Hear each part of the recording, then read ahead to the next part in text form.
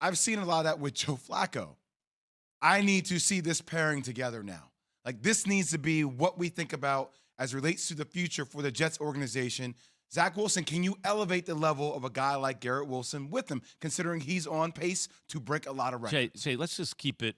I like to keep it 90, not 100. Kids, don't keep it 100. There's no wiggle room. Give yourself some wiggle room. Let's keep it at least 90, though. Key, you've put your eyes on Zach Wilson for a minute now. The kid got it or not? I probably would say he's in that situation where he's got to prove something before he runs out of time.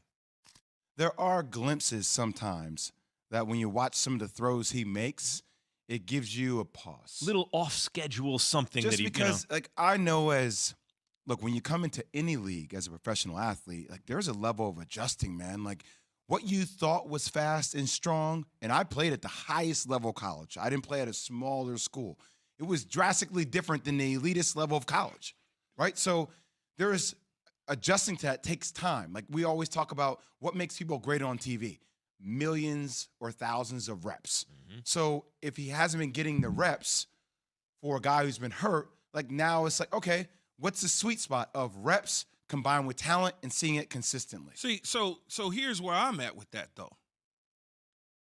I'll ask myself this in third person. Mm-hmm. Keyshawn, do you think that Tua can be a starting quarterback in the National Football League? Yeah, he could be a starting quarterback in the National Football League. Yeah, he's done enough to be a starter. Keyshawn, do you think Zach Wilson could be a starting quarterback in the NFL? And probably not. And to go to what you were saying, Jay, about time, you don't take a guy number 2 overall at the quarterback spot not to know that he's the guy. One spot up is Trevor Lawrence.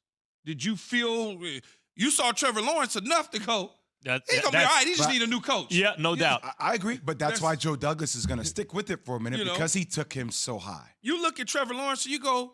But to be fair, guys like Zach Wilson and Tua Tagovailoa, when you're smaller, when your arm isn't huge, when you're going to have to rely on things other than obvious physical gifts, it sometimes takes a little longer to evaluate that guy because you need to see him. I hear how you tied it together due to being smaller, but I mean, the fact Tua and Zach Wilson don't even belong in the same sentence. I just feel like it's even disrespectful to put those two even together, Max, you know? Well, but you can't, the waiting game. But Tua's ahead of him, I'm saying. Yeah, that's what, but I'm just using him as an example that people didn't know. Yeah. We don't have time to wait. The waiting game could cost the coach his career. Right. Robert Saleh continued to mess around with him and wait.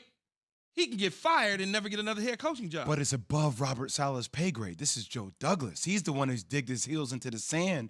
He's the one that took him at number 2. That's true. Yeah. He's the one that took him not Robert Saleh. But who you think when it all hits the fan?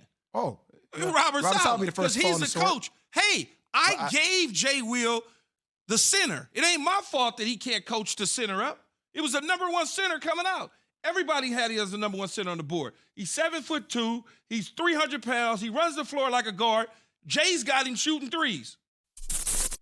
Thanks for watching ESPN on YouTube. For live streaming sports and premium content, subscribe to ESPN+.